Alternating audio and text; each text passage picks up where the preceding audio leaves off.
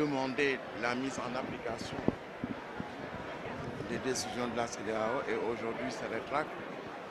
Et l'avocat, le dernier avocat, Maître Fall, dans sa plaidoirie, dans sa pertinence, parce que lui, il est pertinent, parce qu'il était magistrat.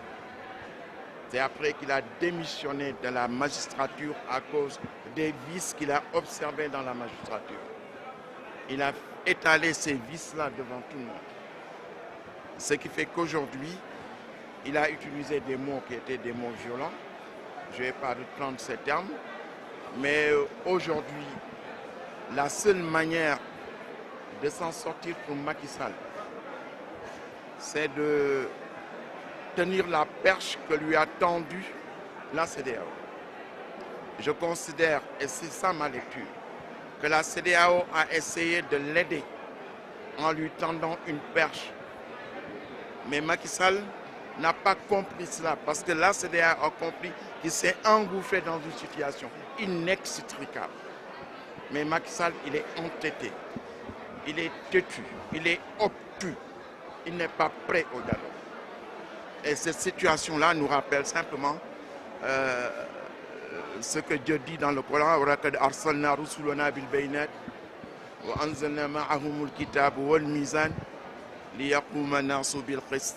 La seule raison pour laquelle j'ai envoyé les prophètes et leurs livres, c'était pour qu'il règne la justice entre eux.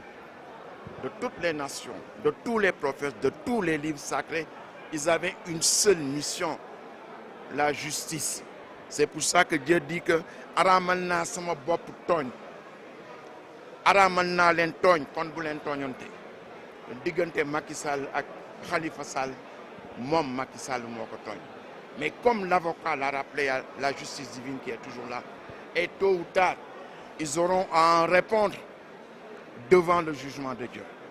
Et c'est pourquoi il a utilisé le mot de dictateur dans sa plaidoirie.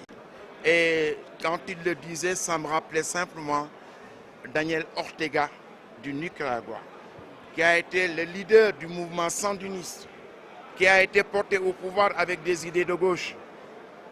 Mais une fois au pouvoir, il a imposé la dictature, au point de faire de sa femme, lui il est président, il fait de sa femme la vice-présidente. Donc aujourd'hui, nous sommes dans une situation où la démocratie est déconstruite, fragilisée. Et ça ne peut pas continuer. Et depuis une semaine, on remarque au Nicaragua des manifestations. Et tous les observateurs disent que Daniel Ortega ne peut pas finir son mandat parce que le peuple lui a tourné le dos.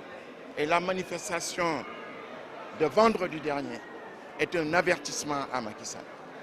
Le peuple commence à lui tourner le dos. Et un rapport de force est en train d'être construit. Parce que le peuple, de frustration à frustration, ne peut plus supporter cette injustice-là. Et il faut que le président Macky Sall se ressaisisse. Je fais partie des gens qui ont contribué à l'élire. Et je n'aurais pas voulu qu'il finisse comme ça, parce que pour la fal, si la waxee bëgguma nga daanu war nga ko gëm, mais lii muy def si suuf la jëm. Te ñi ko war waxuñu ko dëgg, te man nag dama koy wax dëgg. Aujourd'hui, il a instrumentalisé l'Assemblée nationale, qui s'est transformé en un temple d'applaudissements moutonniers. Il a instrumentalisé l'administration sénégalaise. Il est en train d'instrumentaliser la justice de ce pays. En lui faisant prendre des décisions, ça diminue sa crédibilité et sa légitimité.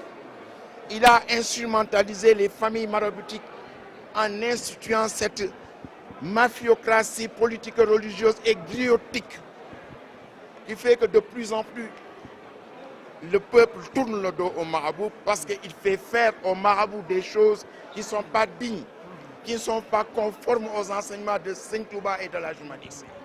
Et qu'aujourd'hui nous sommes à la croisée des chemins. Et la balle est dans son camp, Macky Sall.